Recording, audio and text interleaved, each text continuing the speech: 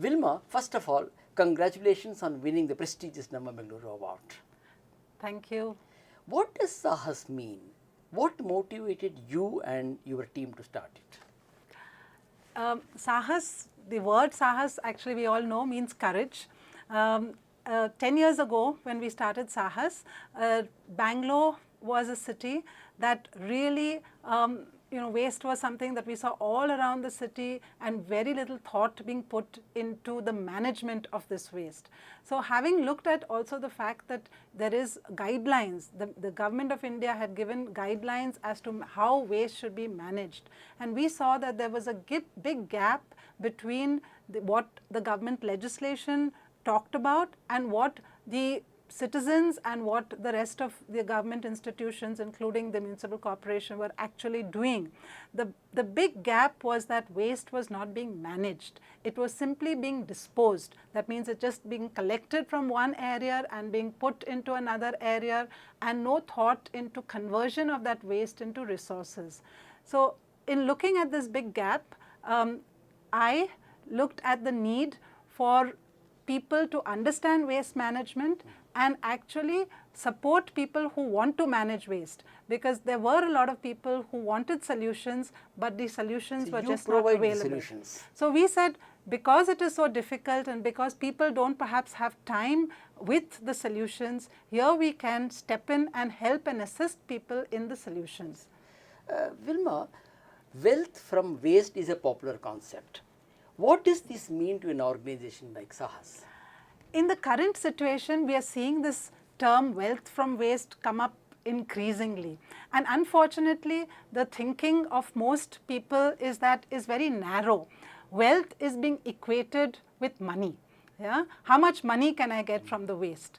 Whereas what actually is the meaning, the true meaning is the savings that can be made to the environment, the resources that can be saved if we recycle our material, the amount of wealth that we can get when we enrich our soil from compost, when organic waste is converted into compost and the soil enriched, that is the true wealth that we can look at from waste. It is really something that we hope more and more people will look for, the conversion of waste into resources and not the money that they can get from waste. Vilma, it seems you have developed a business model around waste. Can you explain how this business runs? Yeah, that's for us really. We've been looking at how there is a very good business model around waste, which can therefore provide more efficient, more consistent services in waste management. Yeah? Our services are looking to manage waste at source. In doing that, we work with a whole lot of apartments and companies, schools, etc., to convert waste, that is the organic waste, into compost, and all the other dry, what we call dry recyclables, paper, plastic, metal, glass, can be converted into recycled products. Now, when we are working with the so-called bulk generators, people, large companies, corporate houses, etc., that generate considerable volumes of waste, we help them manage all their waste at the site and at the source of where it is being generated. We have field staff that actually work to compost the organic waste. We also, we have infrastructure that we recommend to the various bulk generators that they can introduce in their various locations. And then we manage the infrastructure and we take care of a complete solutions situation in terms of the waste management. Now, for these services that we provide, we have a service fee. And also, I'll come to that yes, fee. I'll come to that fee. And Vilma, what is e-waste? How do you help in managing it? Yeah, e-waste is really all your electronic items, whether it is your telephone or whether it's your computer or whether it is your charger. There's a whole lot of electrical and electronic items that come under this category e-waste, and that e-waste can also be recycled, but there are materials in it which are toxic. So therefore, the recycling of that has to be very, very carefully done, and that is why Government of India has now introduced a legislation, and in fact that legislation becomes enforced from 1st of May. yeah, where producers, users are all supposed to now ensure that the e-waste that they generate in their homes or in their offices or in their factories go only to an authorized e-waste recycler. In Bangalore, we have 12 to 14 such authorized e-waste I'll come recyclers. to the e-waste centers. Most citizens are unaware of the harmful effects of e-waste. Can you just elaborate on the harmful effects of e-waste?